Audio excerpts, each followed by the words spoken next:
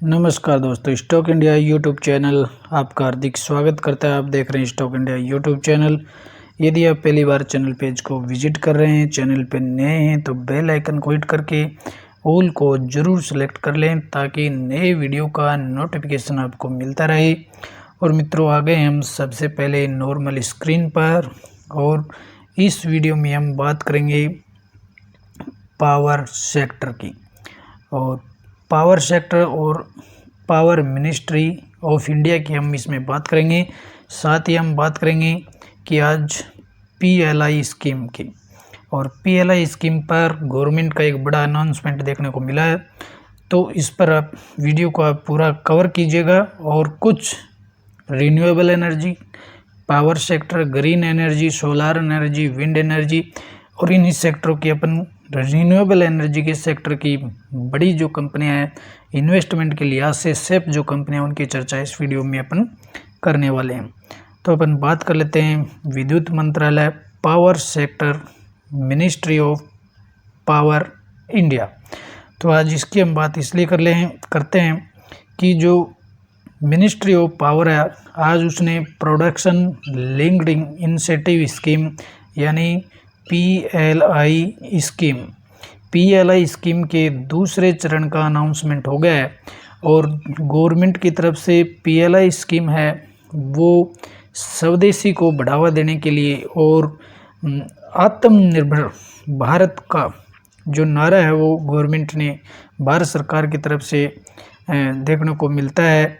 तो इसमें जो ग्रीन एनर्जी जो सेक्टर है उसके लिए पीएलआई स्कीम का दूसरा जो चरण है उसका अनाउंसमेंट आज पावर मंत्रालय के द्वारा, विद्युत मंत्रालय के द्वारा किया गया है और उसकी चर्चा हम इसमें करेंगे। तो बात करें ग्रीन एनर्जी की या अपन बात करें सोलार एनर्जी की या विंड एनर्जी की और रिन्यूएबल एनर्जी की, तो ये सभी एक जुड़े हुए ही बिंदु हैं।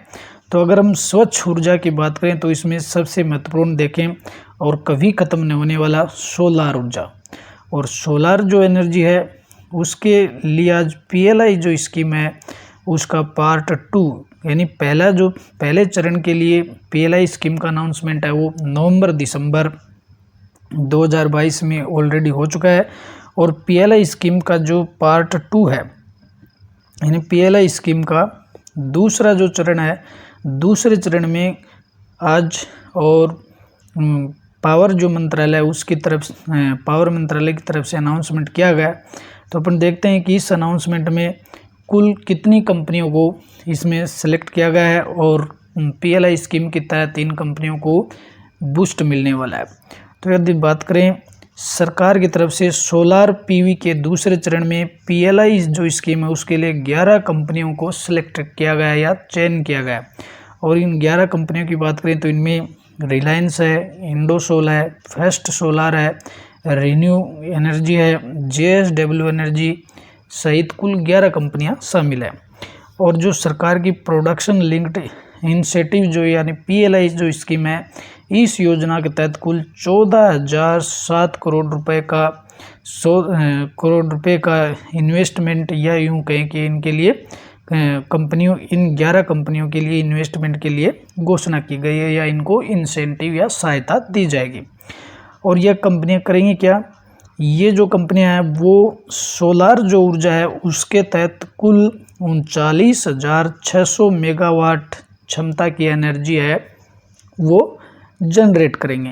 यानी जो सोलार एनर्जी के तहत जो फोटोवोल्टिक सेल होते हैं पीवी और सोलार जो फोटोवोल्टिक सेल होते हैं उसके तहत ये सब 11 कंपनियां, सभी जो 11 कंपनियां हैं वो 39,600 मेगावाट की एनर्जी जनरेट करेंगी स्वच्छ ऊर्जा के तहत यानी सोलार ऊर्जा के तहत। और आज ये जो अनाउंसमेंट है वो पावर मंत्रालय की तरफ से आज इस स्कीम के दूसरे चरण की घोषणा की गई है।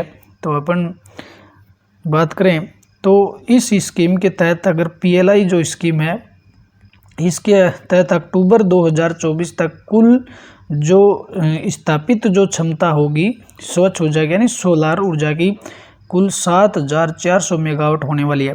और अप्रैल 25 तक 16,800 मेगावाट क्षमता ऑपरेशनल होगी और जो शेष 15,400 मेगावाट क्षमता है वो अप्रैल 2026 तक चालू होने का उम्मीद इसमें बताया गया है। और मंत्रालय ने कहा है कि पीएलआई स्कीम का दूसरा जो चरण है उसके तहत कुल 93,041 करोड़ रुपए, कुल कितने 93,041 करोड़ रुपए का कुल निवेश आने की उम्मीद बताई गई है। और इस निवेश के तहत 1,01,437 नई जो नौकरियां वो इसके तहत पैदा होने वाली हैं और इससे कुल 35,000 लोगों को प्रत्यक्ष और रोजगार मिलने वाला है और इनडायरेक्ट रूप से 66,400 लोगों को इनडायरेक्टली इससे रोजगार मिलेगा।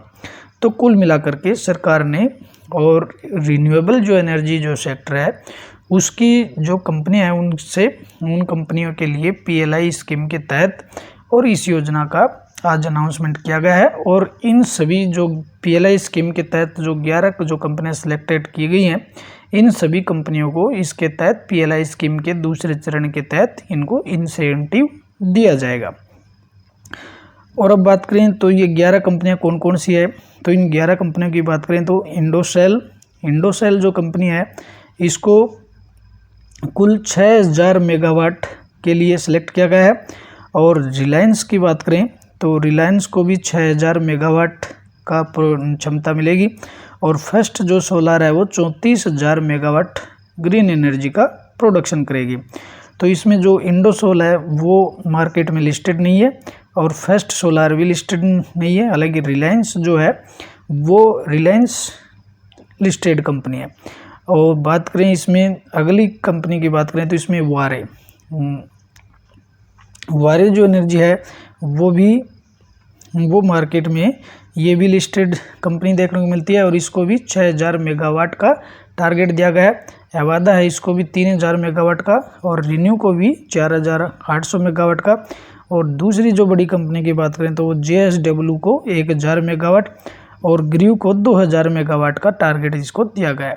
और अगली कंपनी की बात करें तो इसमें विक्रम है, ये लिस्टेड नहीं है, MP ने ये भी लिस्टेड नहीं है।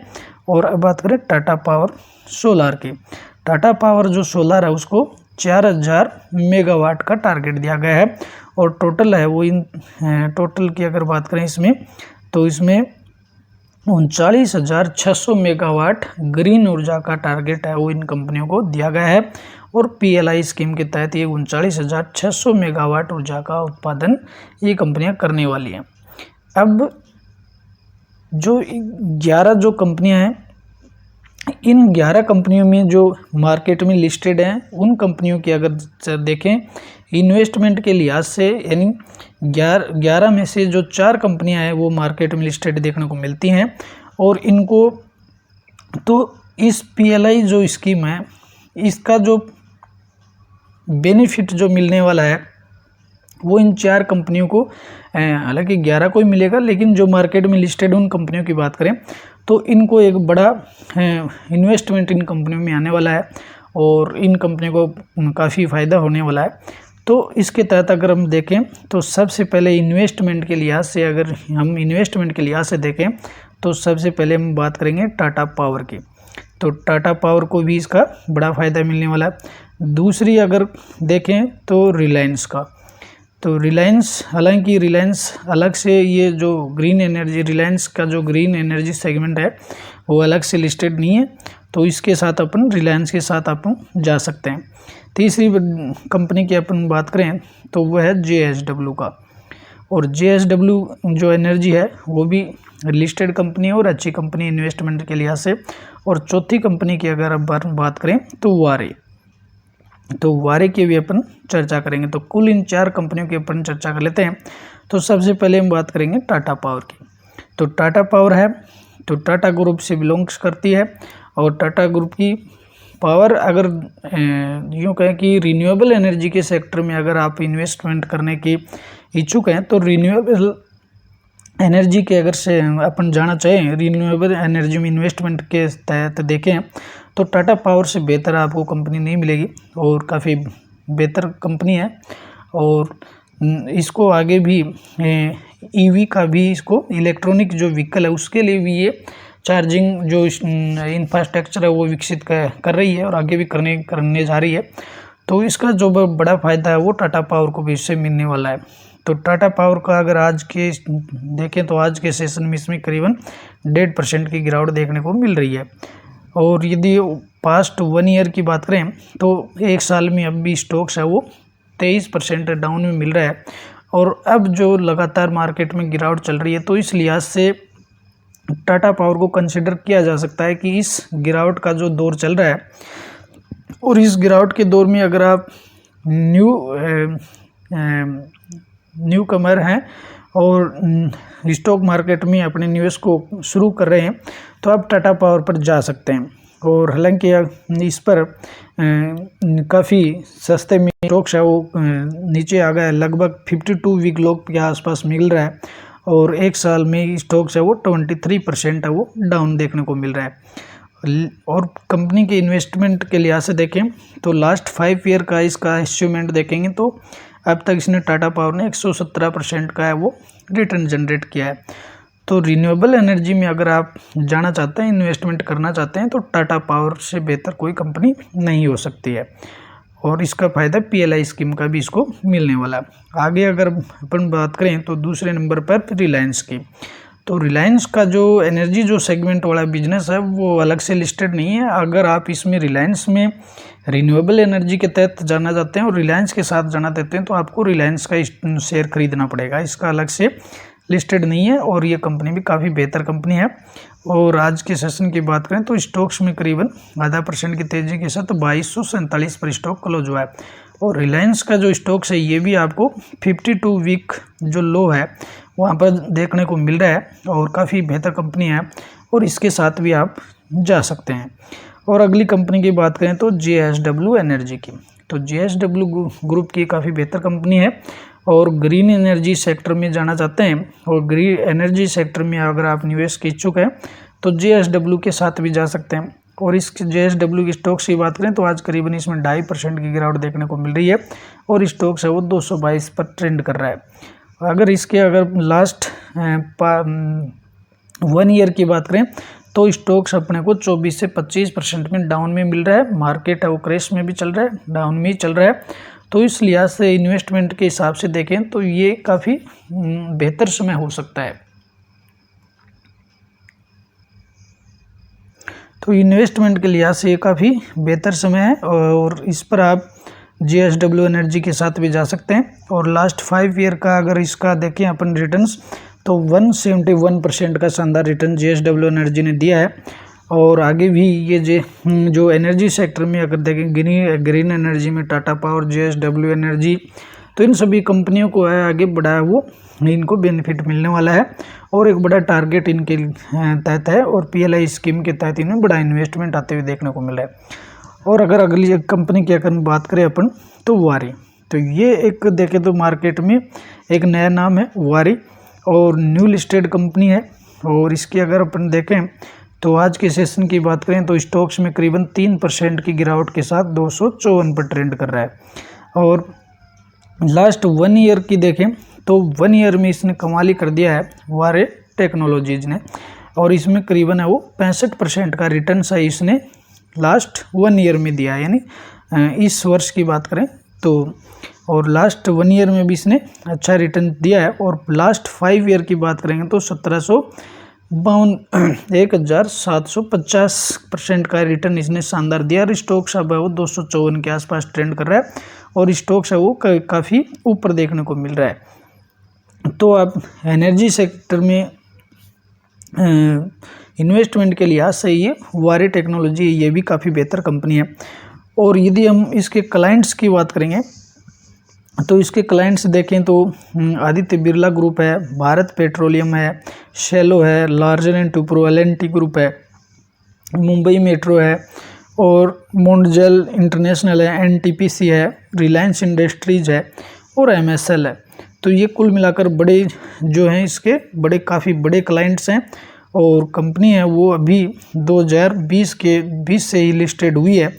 और मात्र जो ये कंपनी है वो ओनली ये ग्रीन एनर्जी के सेक्टर में काम करती है। इसका जो बिजनेस का सेगमेंट है केवल ग्रीन एनर्जी है और सोलर एनर्जी में काफ़ी एडवांस कंपनी है। तो अगर आप मात्र केवल सोलर एनर्जी में जाना चाहते हैं, सोलर एनर्जी में जाना चाहते हैं, तो वारी टेक्नोलॉजीज़ पर जा सकते हैं। और ये जो सोलर एनर्जी से संबंधित जो टेक्नोलॉजीज है उससे रिलेटेड सर्विस कंपनी देती है और कंपनी खुद भी सोलर एनर्जी का प्रोडक्शन करती है। तो सबसे बेहतर है कि अगर सबसे अलग केवल मात्र आप सोलर एनर्जी के तहत इन्वेस्टमेंट करना चाहते हैं तो इस पर वारे टेक्नोलॉजी पर जा सकते हैं। हालांकि सबसे बेहतर कंपनी की बात करें तो टाटा पावर से बेहतर कोई कंपनी नहीं है, क्योंकि वारे जो टेक्नोलॉजीज है काफ़ी छोटी कंपनी है।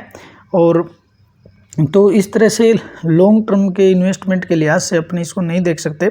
लेकिन टाटा जो पावर है वो इसको टाटा ग्रुप से है, बड़ी कंपनी है, तो इसमें आप वो लॉन्ग टर्म के लिहाज से टाटा पावर को कंसिडर कर सकते हैं। और इन्हीं जो 11 PLI स्कीम के तहत ये जो 11 कंपनियाँ हैं, PLI स्कीम के तहत जो 11 कंपनियां सिलेक्टेड की गई हैं, तो इनमें सबसे जो बेहतर कंपनी है वो टाटा पावर से बेहतर कोई कंपनी नहीं है रिन्यूएबल एनर्जी के सेक्टर में।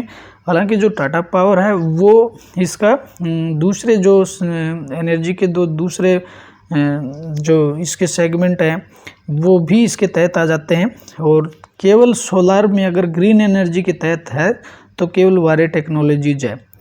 तो इस पर आप देखिए और कंसीडर कीजिए तो कौन सी बेहतर कंपनी है। और इस मार्केट में जो गिरावट चल रही है और इस गिरावट का फ़ायदा उठाया जा सकता है। और रिन्यूएबल एनर्जी का जो सेक्टर है भविष्य का सेक्टर है, इसमें आगे लॉन्ग टर्म में बड़ा पैसा इसमें बढ़ते हुए दिखाई देगा। तो मित्रों ये थी आज PLI स्कीम की चर्चा। तो अगले वीडियो में फिर मिलेंगे, तब तक आप देखते रहिए स्टॉक इंडिया। अगले वीडियो में